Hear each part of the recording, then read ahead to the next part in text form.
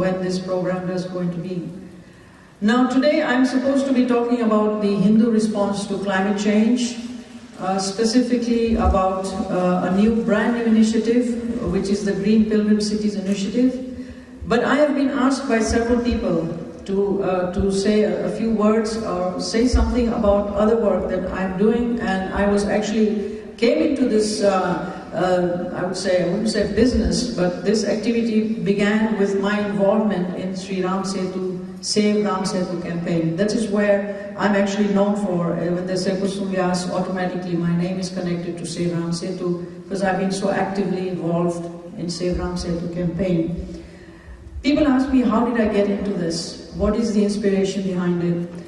Well, let me tell you, I'm born in a staunch Hindu family in East Africa. I'm a third generation of Hindus born in East Africa. My ancestors came from Kathiawar in Gujarat.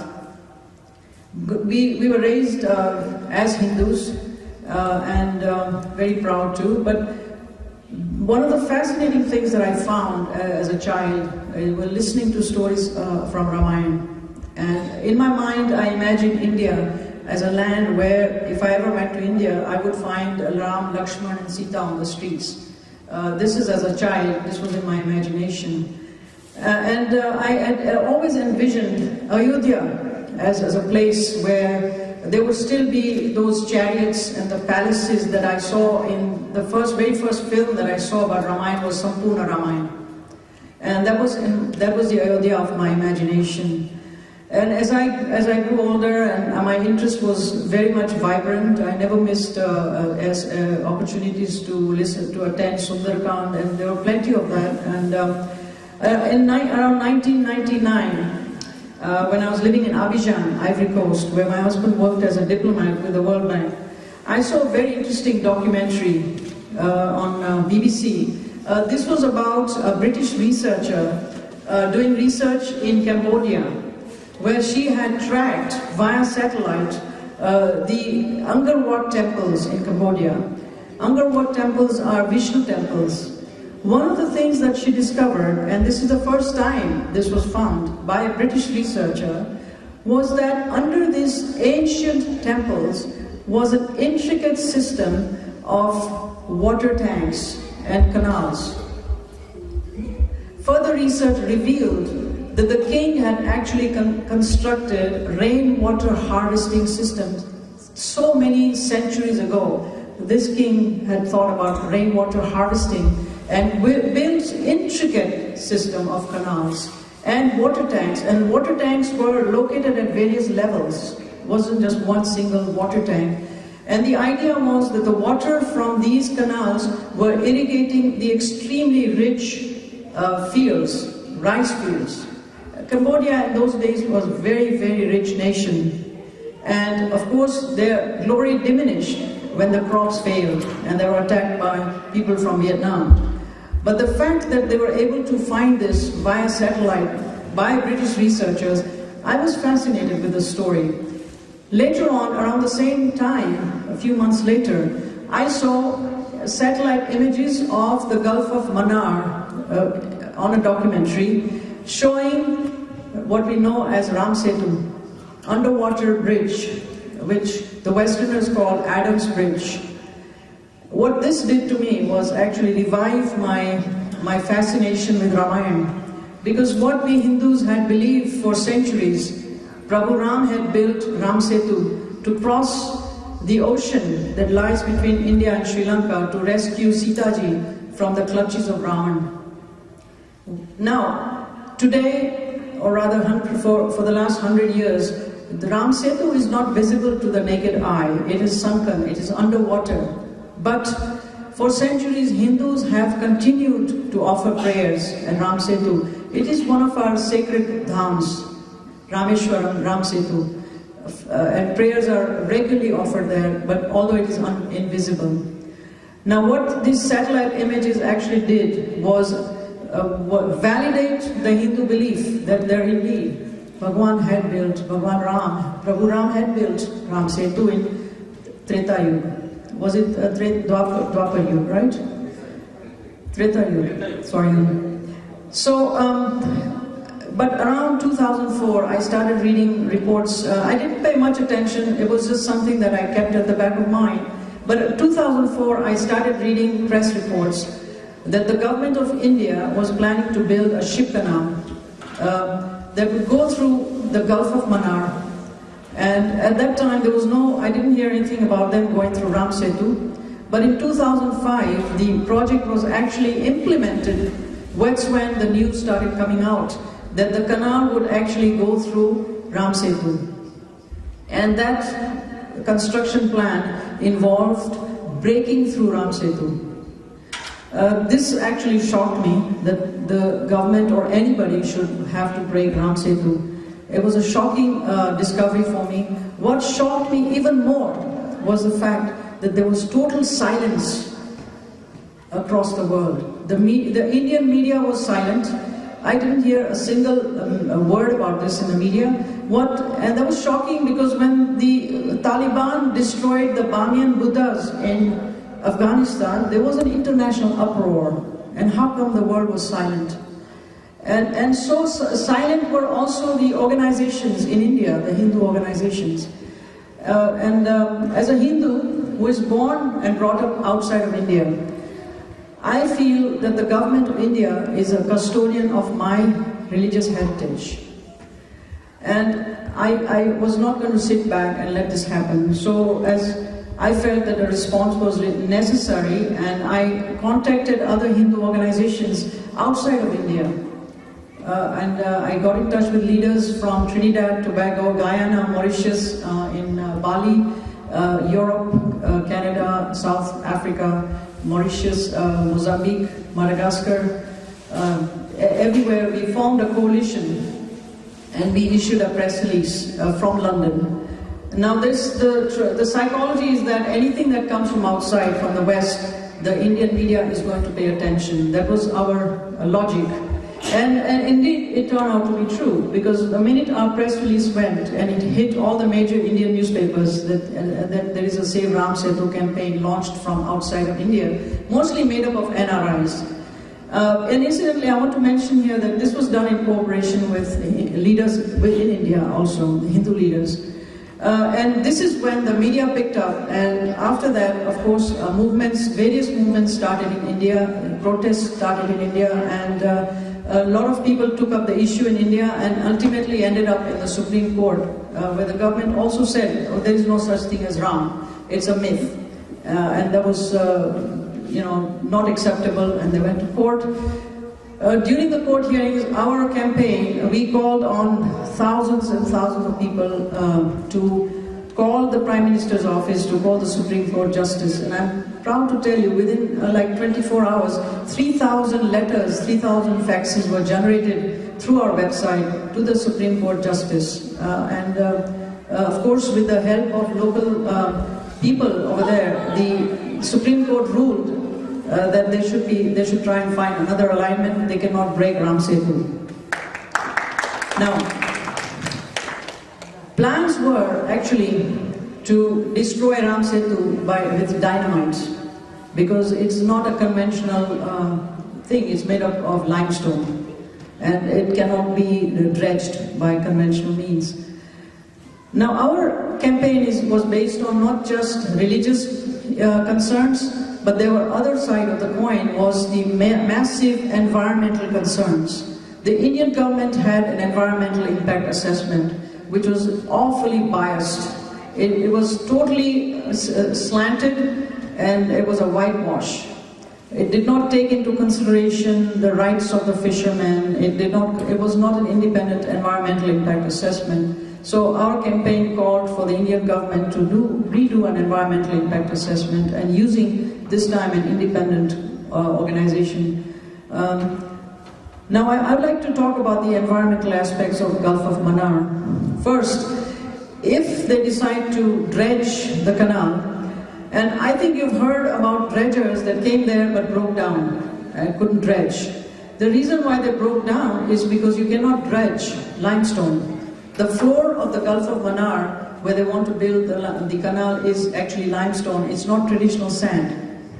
So naturally the dredgers broke down, and they're going to use special dynamites. The other thing is that should they decide to cut through the limestone, limestone is vesicular, that means it means it's hollow, and the water is going to seep through the limestone. Eventually what will happen is the salt water from the Gulf of Mannar will seep through into the groundwater supply of southern India and salinate the entire freshwater supply of South India. That means the crops will die and people will run out of fresh water, potable water. But Sri Lanka being a smaller place, a small island, it would actually desalinate the entire water supply, the fresh water supply, and the country, which is already poor, would completely be wiped out because there will be no vegetation would ever grow there. There are so many other issues. Also, one of the things that has not been pointed out, and I'm going to come back to you, show you some interesting slides, is that Ram Setu, in scientific term, in engineering term, is actually what they call a breakwater. Any engineers here who deal with water resources or ocean engineering or ocean structures will know what a breakwater is. Prabhu Ram was also a scientist. Breakwater, Adam's Bridge, if you want to call it that, or Ram Setu is actually a breakwater which separates the water of the Gulf of Mannar from the water from the Bay of Bengal. Now, Bay of Bengal water is actually prone to cyclones, and the water has tremendous sediments and sands. And the Gulf of Mannar, two rivers flow into it. They bring very, very, very rich residue, and that's what makes the Gulf of Mannar a pristine place that it is even till today. It is the last remaining hotspot of biodiversity on Earth. It has some of the rarest marine life on Earth. It has some of the most endangered species thriving in it, like the green turtle and the dugong. Dugong is also the sea cow. Has the largest variety of sea snakes found anywhere in the world. It has underwater seagrass meadows, largest meadows on Earth. This is unknown to the rest of the world. And in addition to that, it has also got what the United Nations calls a biosphere, which is a UNESCO project, which is, because it is of its ecological value, it has been declared a biosphere. Under United Nations conventions, India or no government or nobody is allowed to actually invade a biosphere, and the Indian government is saying that this ship canal will have no impact on the biosphere because it's 8 kilometers away. But you know what an accident can do. The oil spill, it can destroy, anything can happen, and pollution from ships. So this is a very foolish thing to do in any way, to build something through a biosphere. So there are several reasons. These were all put forward. And in 2009, in November, we had a 2-day meeting in London. And by then we changed our campaign from Ram Setu campaign to Gulf of Mannar World Heritage Site campaign, because we decided that nothing should be built there, even with a new EIA, and we asked the government of India to stop this project, put a moratorium on this project, and to nominate the Gulf of Mannar as a World Heritage Site. Now, to qualify for a World Heritage Site, a place or a thing should have either high cultural value or scientific value. In the case of Gulf of Mannar, it has both. Because of Ram Setu, it is a culturally important place. And then, because of the ecology and the biodiversity of the Gulf of Mannar, it also qualifies as a scientific, because of its scientific importance. So there are very solid reasons why it should be nominated as a World Heritage Site. So this is an ongoing campaign right now.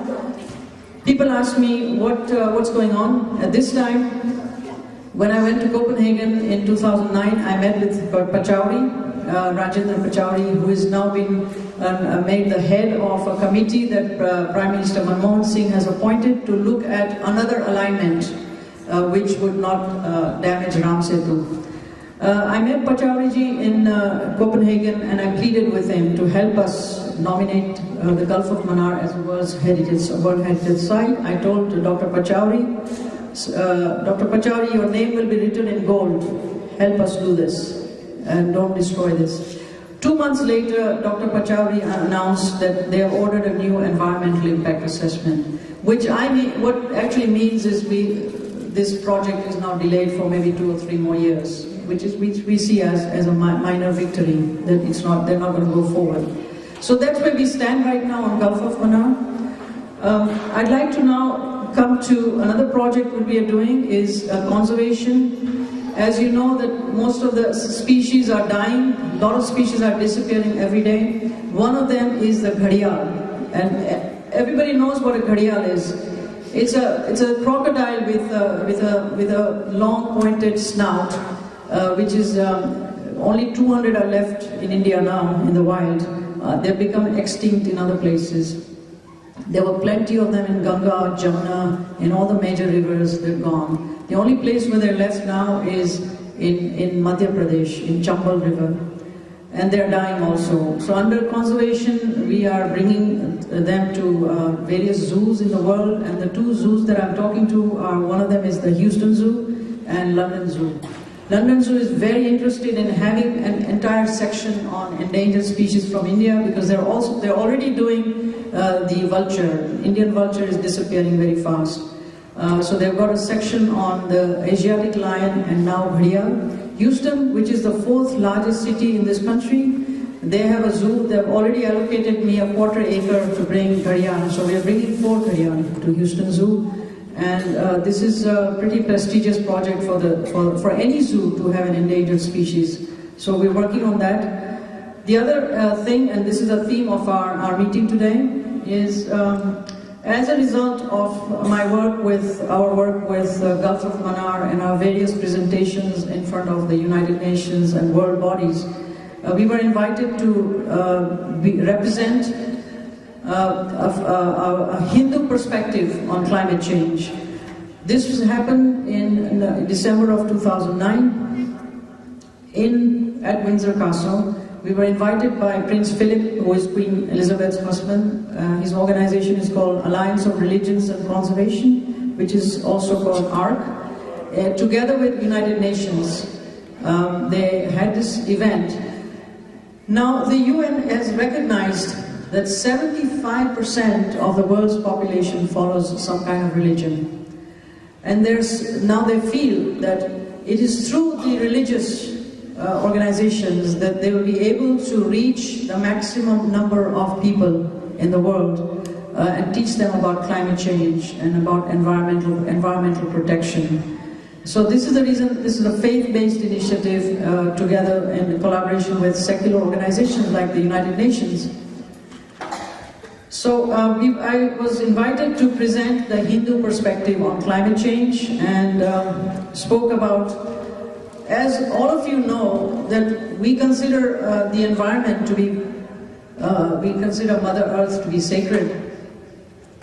Our rishis recognized thousands of years ago the importance of environment, how air and the sun and water, earth, these are so sacred and so essential for survival of life, not just human life, but any life on earth. Biodiversity is not new to the Hindu faith. Biodiversity means life. It means animal life, plant life, and human life. The entire web of life is sacred to us. So from that perspective, the environmental protection is not a new concept to us. It's not a new phenomenon. And I see that through this initiative that the United Nations is now encouraging, we have a golden opportunity as Hindus to showcase what our dharma is all about. Now, one of the key things that emerged out of this meeting was a new initiative called the International Network of Pilgrim Cities. The idea here is to form an international network of pilgrim cities from every major faith and encourage these cities to green these cities and also to encourage green ideas through pilgrimage. As a Hindu, I was asked to represent Hindu pilgrim cities, And I want to say here that for some years I've been helping the Braj group with their greening projects. You know, they're planting trees, and they're obviously they're fighting the mining of the sacred places. So this is very close to my heart anyway. I came back from the meeting and decided that I would have to start looking for cities to be nominated. And I'm very proud to tell you that when I got in touch with the Chief Minister of Gujarat, I felt like, okay, I feel like I'd like to start the project in Gujarat. And I contacted Narendra Bhai and asked him if I could nominate Dwarka as the first city. And I had a very positive response from Mr. Modi. And he said not just Dwarka, he gave names of 5 additional cities from Gujarat. And we felt that it would be better to start with one pilot city, which would be Dwarka, and then follow up later with other cities. And in that case, he said, okay, do Dwarka and Somnath. So Dwarka and Somnath have been nominated. And I think this is a beginning. They will be greened, cleaned. We'll have sanitation. We are covering all major aspects of greening. Renewable energy, revival of ancient traditional arts and crafts, including music. So every possible aspect, sanitation, water, renewable energy, anything that's involved with reducing the carbon footprint will be implemented. The idea is, again, like Gayatri Parivar is promoting, is pilgrimage with a noble purpose. So pilgrims who come to Dwarka, and I understand that 5 million pilgrims, estimated 5 million pilgrims come to Dwarka every year. So can you imagine the potential there is to spread the message of environmental protection through these pilgrimages? The other cities that have been nominated are, in addition to Dwarka, Somnath, Ambaji, Chotila, and Mount Girnar, are cities in Braj. We are talking to Tirupati, Balaji, cities in Orissa, Jagannath. In the north, we are looking at Prayag, and our focus is the Mahakumbh, which is going to take place in 2013. And we hope that all of us will be part of that initiative when it happens. We want to make that Kumbh a Green Kumbh. Last Kumbh Mela, Mahakumbh, where 80 million people came. It was tracked by satellites. It's a proud thing that this is the only time in world history, in the history of humankind, that so many people gathered at one place at one time. So 80 million, and we're looking forward to making the next Kumbh. So the opportunities are tremendous, the potential is tremendous to make a good impact. I'm here to create awareness and talk to as many people as possible. And I want to tell you, this is the first time that we're actually announcing. This is like launching the project, and I could not have found a better place than Gayatri Parivar. And I'm very fortunate to be doing it today. I would like to mention here that if you are interested in joining, we are looking for people to join and help our organization and bring ideas, especially appealing to our youth to see how they would like to join and how they could be part of this initiative.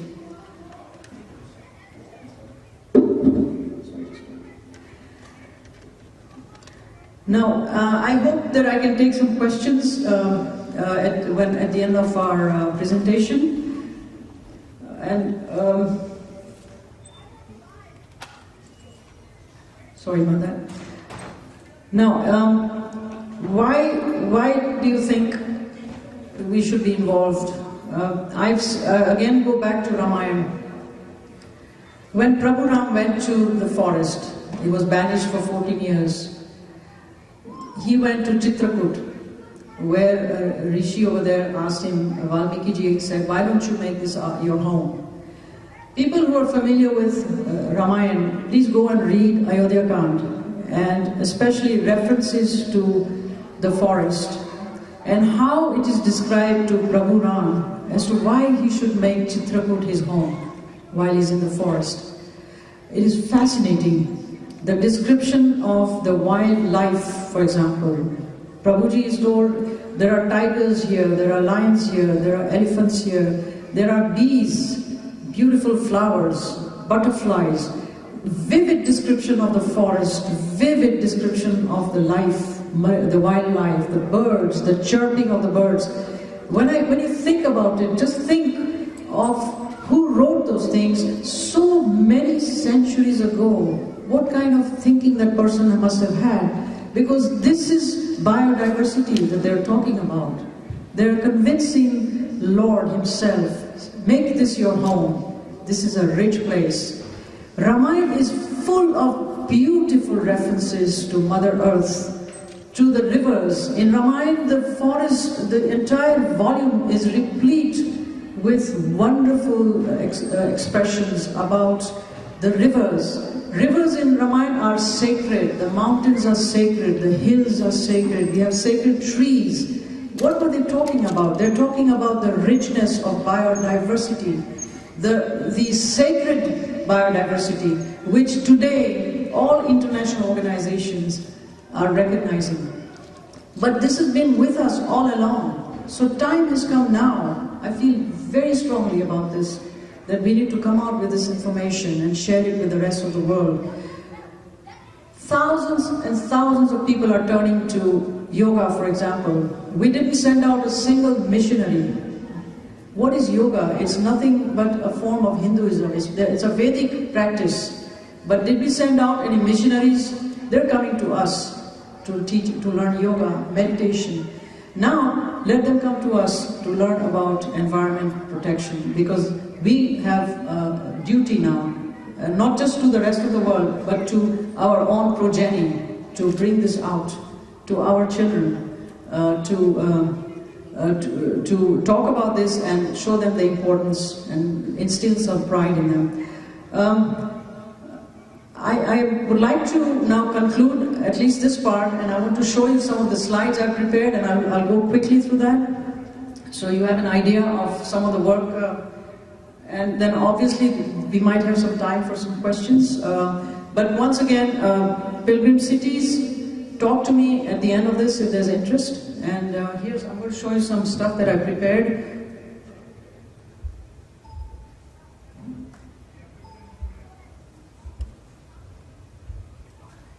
This is our campaign for the Gulf of Mannar. That's our banner for that. Now, for people who don't know where Gulf of Mannar is, this is a satellite image showing the formation of the rocks underwater. And British researchers have written, British historical records say that until 1492, this was actually a causeway where people could actually walk from the southernmost tip of India into Mannar. But due to cyclones and floods and several storms, a lot of these portions were washed away and they sunk. So it's now it is submerged. But until 1492, it actually was a walkway. This is an inset showing the location of the Gulf of Mannar biosphere on the map. Again, this is another image, satellite image. Some more images. This is from the plane. This was an aerial photograph of the Gulf. This is from the ISRO Indian satellite in 2003. Again, you can see the formation here of the Gulf of Mannar. Can everybody see this, please? Yeah. This was actually the alignment of the canal that the government had proposed, how it was going to go from here and break through this way. This is the original alignment that was proposed, which they have now abandoned, and they're looking at other routes. This is an anonymous painting. I got this, somebody sent this to me. It's made in 1800, and it shows, this is from the Philadelphia Art Museum, and it actually is a painting showing the construction of Ram Setu. It's an old painting. Here's another one from Tulsi Ramayana. This is made by Ravi Verma. A friend of mine actually went to the museum and she saw this art exhibition in London. And this is from the collection of the Jodhpur royal family. And she was kind enough, she actually sent me the whole book showing this painting. I thought it was very interesting. That's in the 18th century somebody had made this painting. This is what the Gulf of Mannar looks like.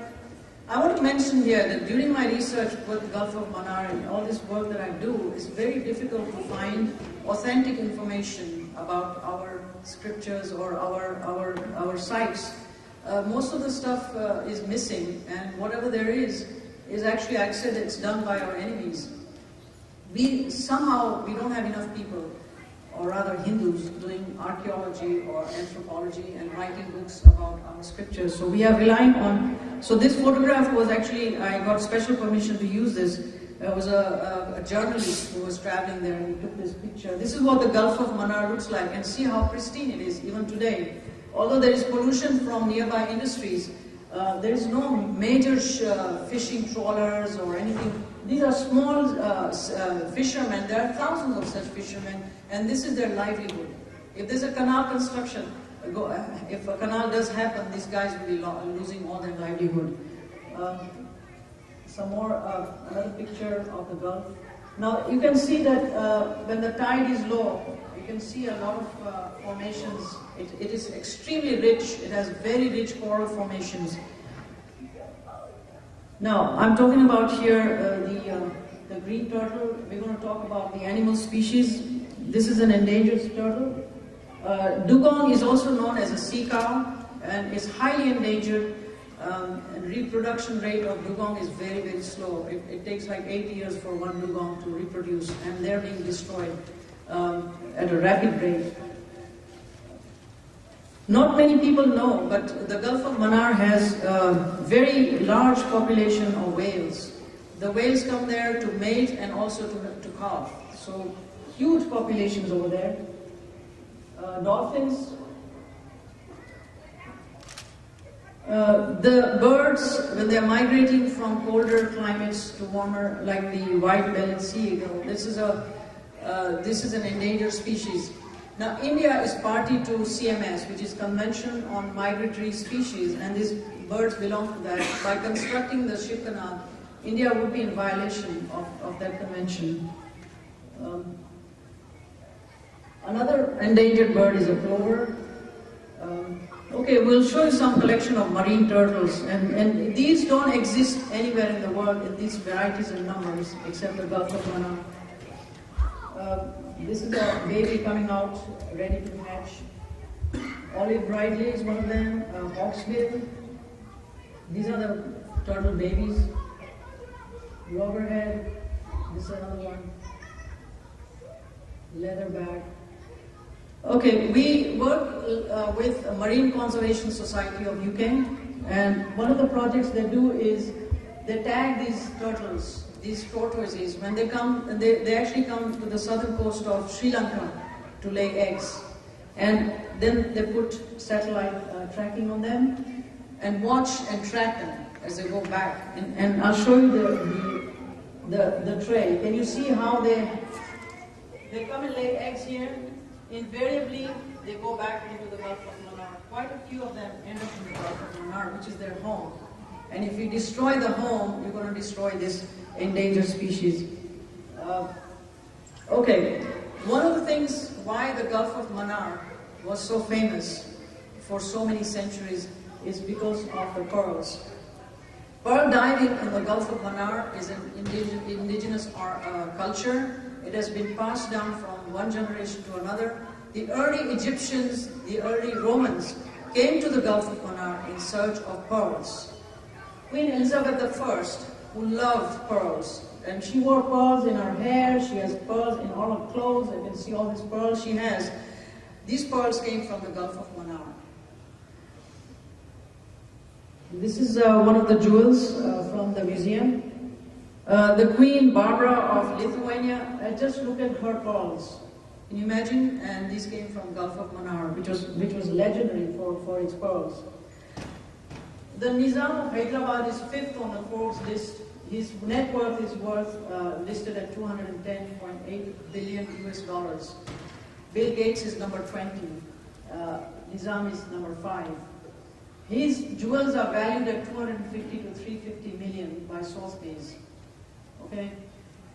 His diamonds and his rubies and pearls come from the Gulf of Mannar.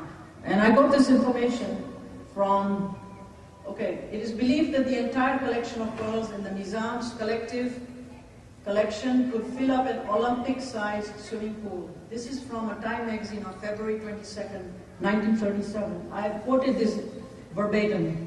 This is the story from 1937. Where do you think these pearls came from? Mannar. This is one of the jewels from Nizam's collection. Another very famous pearl necklace is the Baroda pearl necklace.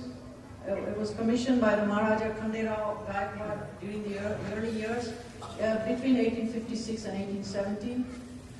Now, the reason why the Gulf of Mannar pearl is so popular is because the luster, the sheen, doesn't go away. It's almost permanent.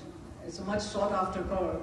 So here's some more pictures of the Sayaji Rao wearing this. It's a 7-string pearl necklace passed down from him to the Pratap Singh, the current Gaikwad.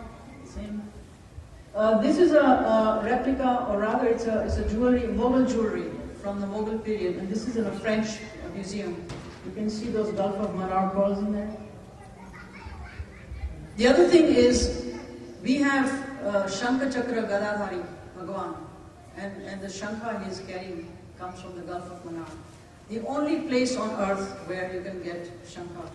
And Shankh is very sacred to us. In Bengal, no marriage can take place without bangles made from the Shankha, and we all know that. So this is Lakshmi conch, Vishnu and other conches, which are only found in the Gulf of Mannar, and with the construction of the ship canal, we'll lose this forever.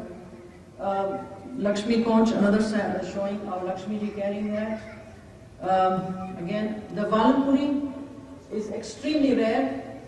A genuine Valampuri can cost up to $70,000 today. So that's from the Gulf of Mannar. Here we see Sri Krishna and Arjun playing the Shankh. Of course, we've gone over the current situation. It's with the Supreme Court. Here's my meeting with Dr. Pachauri in Copenhagen. I'm going to skip this one because I think we are a little bit short on time, but I just want to quickly mention that we have followed the story of the oil spill on the Gulf, because I live in Houston and it's very close to us, the Gulf where BP oil spill. Now, can you imagine something like that happening in the Gulf of Mannar? Should there be a shipping lane? Does the Indian government have contingency plans? None. It's not mentioned at all in any of the reports.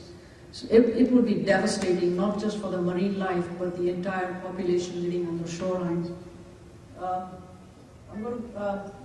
Recently, the British public pleaded with, and they had a campaign, and it was like 250,000 people, appealed to the British government to declare the Chagos Islands as a protected area because of its rich biodiversity and its pristine nature, and the government agreed. So no new construction, no harbors, nothing can be built around this place.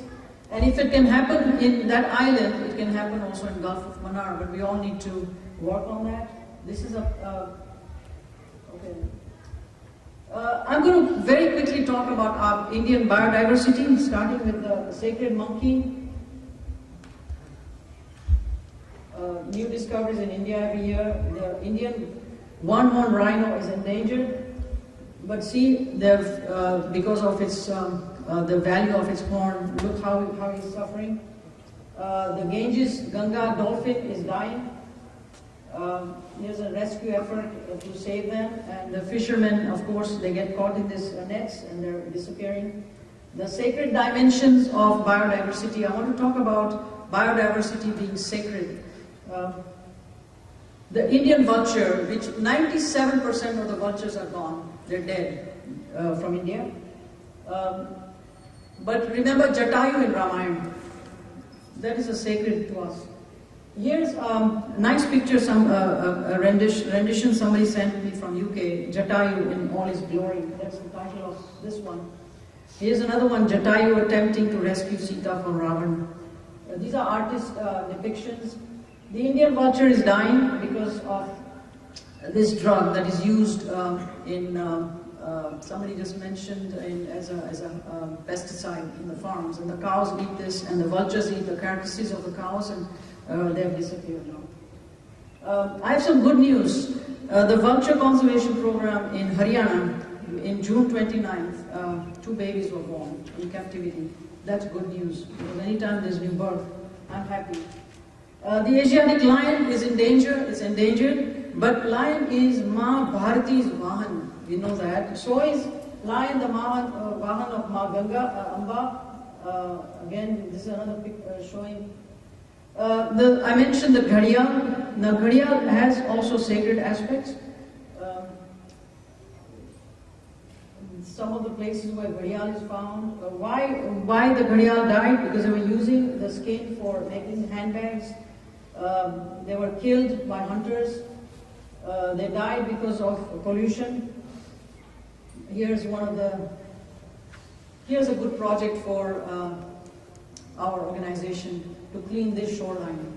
Okay, look at the pollution over there. These are some of the bodies. One of the causes is sand. They are mining sand on the banks, and that is destroying their places of breeding.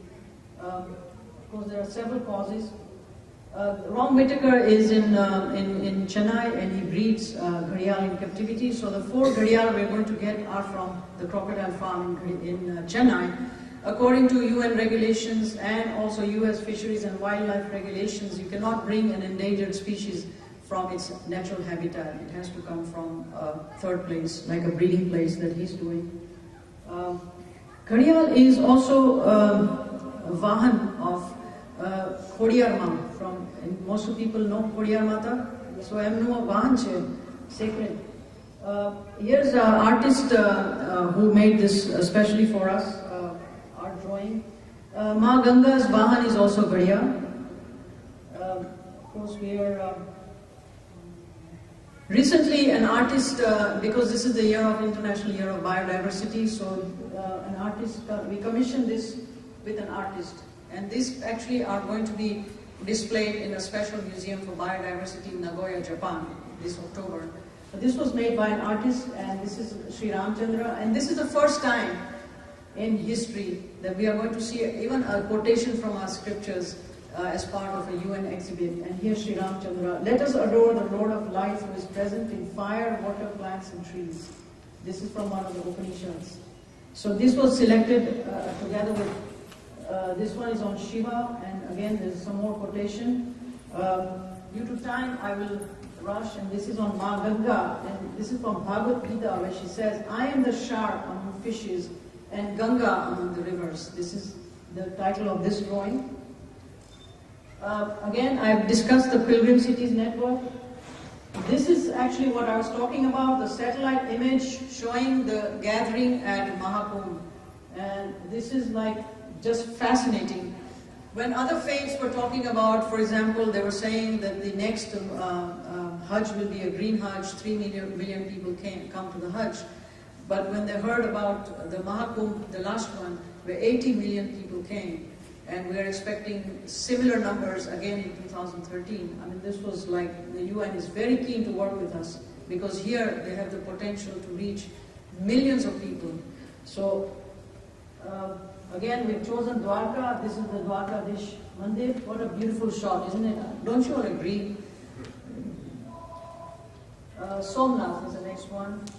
Okay, I think that brings me to the end. Do we have time for questions or 5 minutes, 10 minutes? 5 or 10 minutes. If anybody has any questions, I'll try and answer them.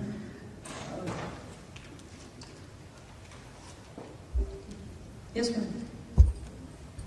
How much of the wrong sector has been actually destroyed by the Indian government? I know that they actually started this thing called media probes into destroying it, and I just wanted to know how much of it has actually been dislodged.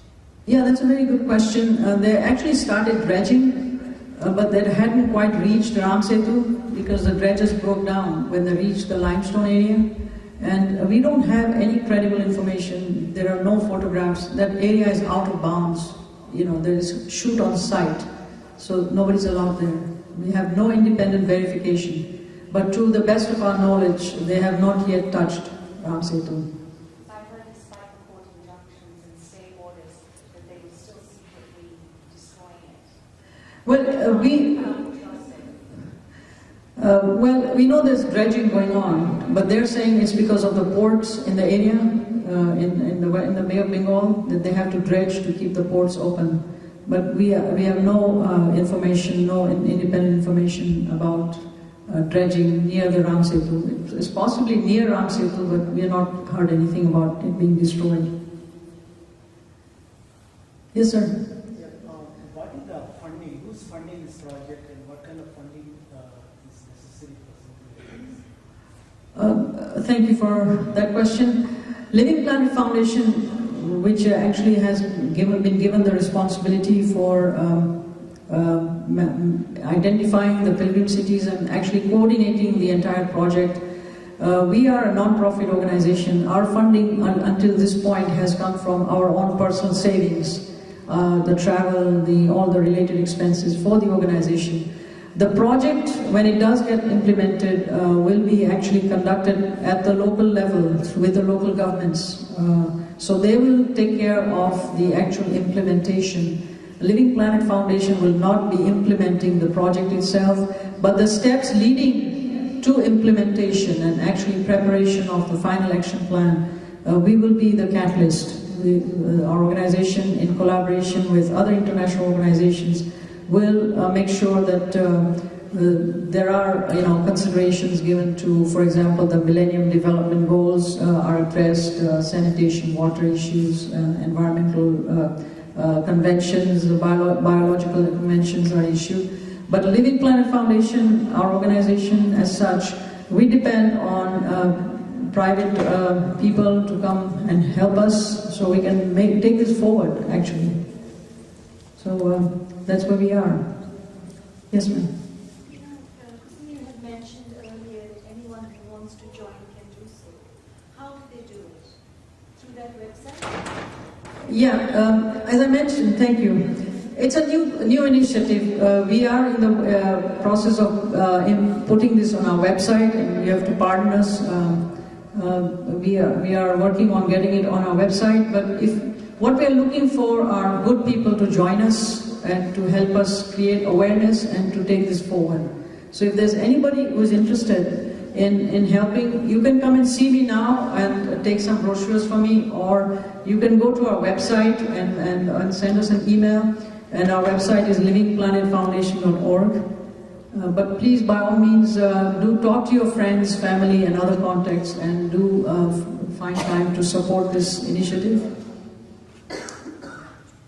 I would like to suggest one thing. Maybe you want to create a membership, so that people feel part of it and not some kind of a membership, like $100 as a member, to become a member of the foundation.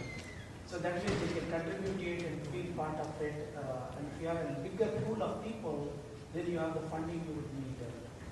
Thank you, Satyaji. That's a very good suggestion. Yes, we definitely will take that into consideration. And excellent idea. I think that's something we would like to consider.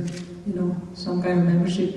Yes, sir. Is your organization ever trying to reach all the shipbreaking industries?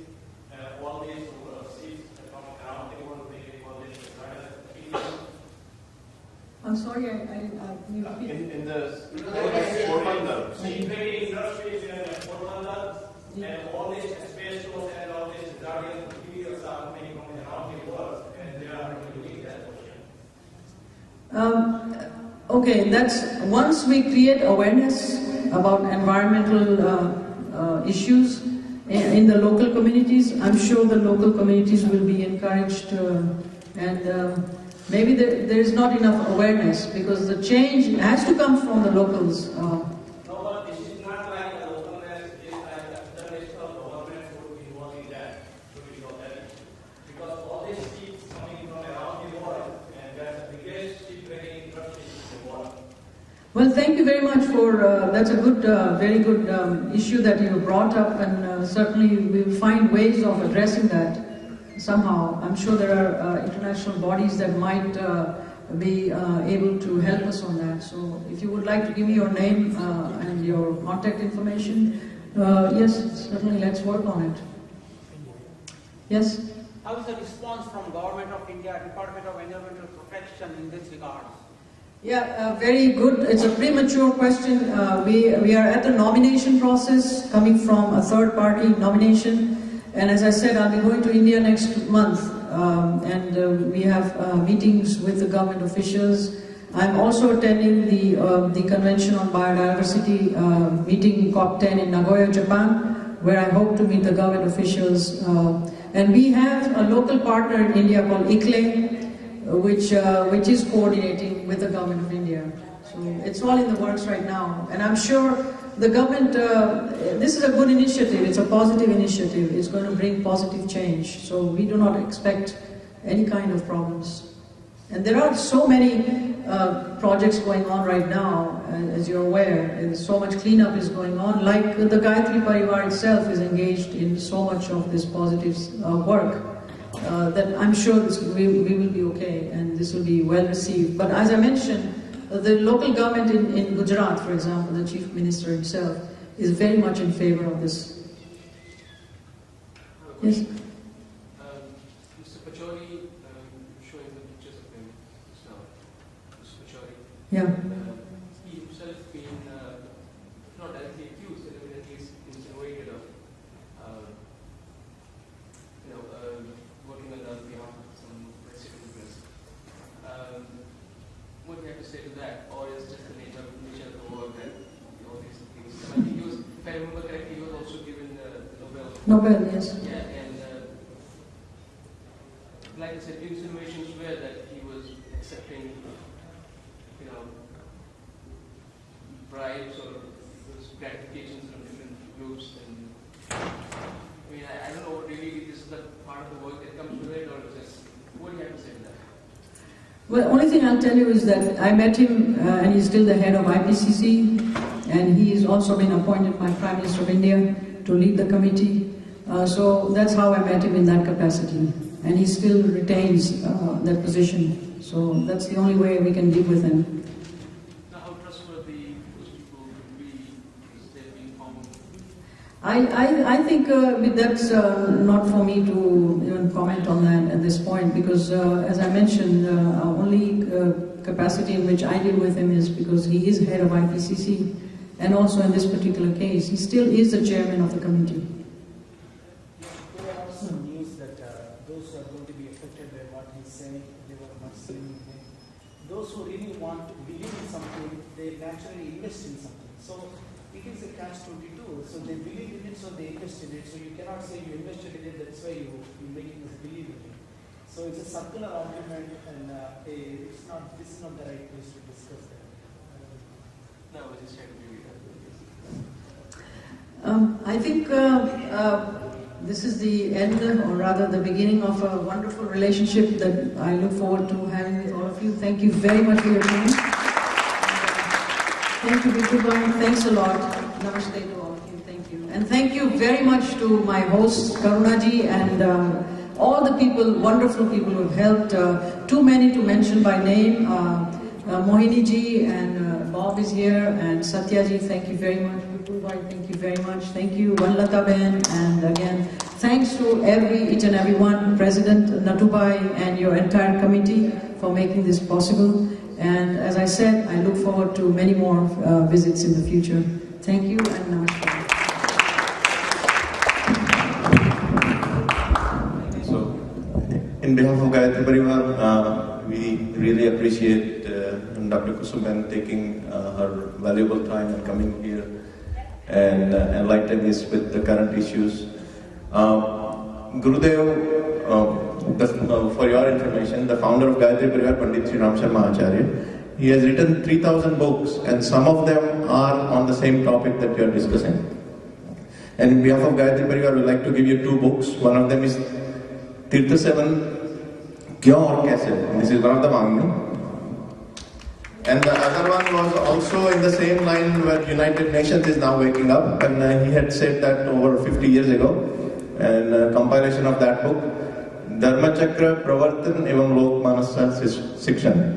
He has always used that using the religious beliefs you can motivate the society to make changes, and this is from Austria.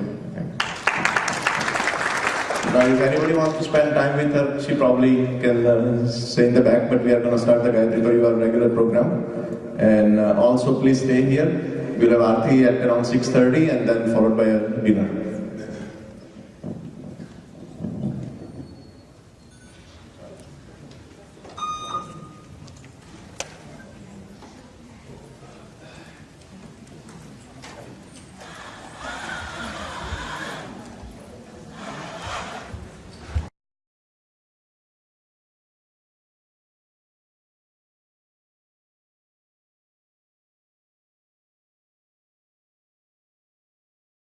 This is as a child, this was in my imagination.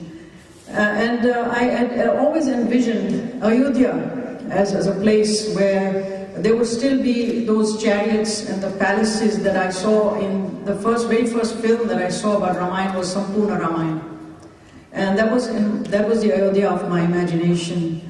And as I grew older, and my interest was very much vibrant, I never missed opportunities to attend Sundarkand, and there were plenty of that. And around 1999, when I was living in Abidjan, Ivory Coast, where my husband worked as a diplomat with the World Bank, I saw a very interesting documentary on BBC. This was about a British researcher doing research in Cambodia, where she had tracked via satellite the Angkor Wat temples in Cambodia. Angkor Wat temples are Vishnu temples. One of the things that she discovered, and this is the first time this was found by a British researcher, was that under these ancient temples was an intricate system of water tanks and canals. Further research revealed that the king had actually constructed rainwater harvesting systems so many centuries ago. This king had thought about rainwater harvesting and built intricate system of canals and water tanks. And water tanks were located at various levels. It wasn't just one single water tank. And the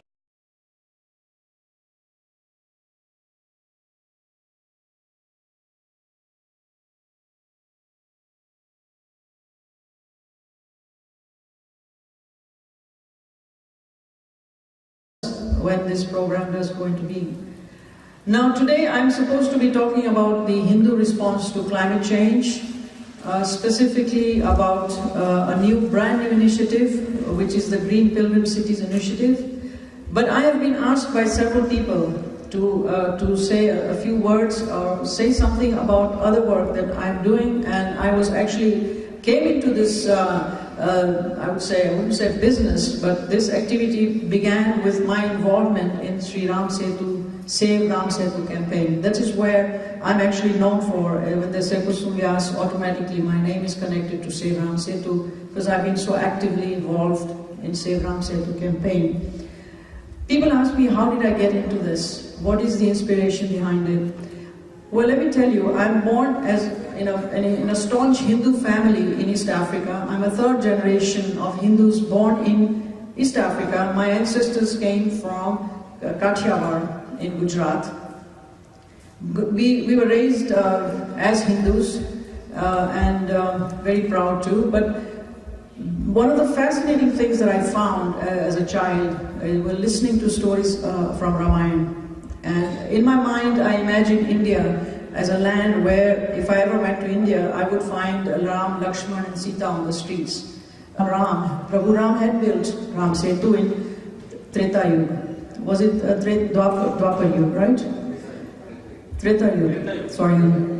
So, but around 2004, I started reading reports. I didn't pay much attention. It was just something that I kept at the back of mind. But in 2004, I started reading press reports that the government of India was planning to build a ship canal that would go through the Gulf of Mannar. And at that time, there was I didn't hear anything about them going through Ram Setu. But in 2005, the project was actually implemented That's when the news started coming out that the canal would actually go through Ram Setu. And that construction plan involved breaking through Ram Setu. This actually shocked me, that the government or anybody should have to break Ram Setu. It was a shocking discovery for me. What shocked me even more was the fact that there was total silence across the world. The Indian media was silent. I didn't hear a single word about this in the media. And that was shocking, because when the Taliban destroyed the Bamiyan Buddhas in Afghanistan, there was an international uproar. And how come the world was silent? And so silent were also the organizations in India, the Hindu organizations. As a Hindu who is born and brought up outside of India, I feel that the government of India is a custodian of my religious heritage. And I was not going to sit back and let this happen. So as I felt that a response was necessary, and I contacted other Hindu organizations outside of India. I got in touch with leaders from Trinidad, Tobago, Guyana, Mauritius, in Bali, Europe, Canada, South Africa, Mauritius, Mozambique, Madagascar. Everywhere we formed a coalition, and we issued a press release from London. Now the psychology is that anything that comes from outside, from the West, the Indian media is going to pay attention. That was our logic. And indeed, it turned out to be true, because the minute our press release went and it hit all the major Indian newspapers that there is a Save Ram Setu campaign launched from outside of India, mostly made up of NRIs. And incidentally, I want to mention here that this was done in cooperation with leaders within India also, the Hindu leaders. And this is when the media picked up, and after that, of course, various movements started in India, protests started in India, and a lot of people took up the issue in India and ultimately ended up in the Supreme Court, where the government also said, oh, there is no such thing as Ram, it's a myth. And that was not acceptable, and they went to court. During the court hearings, our campaign, we called on thousands and thousands of people to call the Prime Minister's office, to call the Supreme Court Justice. And the idea was that the water from these canals were irrigating the extremely rich fields, rice fields. Cambodia in those days was a very, very rich nation. And of course, their glory diminished when the crops failed and they were attacked by people from Vietnam. But the fact that they were able to find this via satellite by British researchers, I was fascinated with the story. Later on, around the same time, a few months later, I saw satellite images of the Gulf of Mannar on a documentary showing what we know as Ram Setu, underwater bridge, which the Westerners call Adam's Bridge. What this did to me was actually revive my fascination with Ramayana. Because what we Hindus had believed for centuries, Prabhu Ram had built Ram Setu to cross the ocean that lies between India and Sri Lanka to rescue Sita ji from the clutches of Ravan. Now, today, or rather for the last 100 years, the Ram Setu is not visible to the naked eye. It is sunken, it is underwater.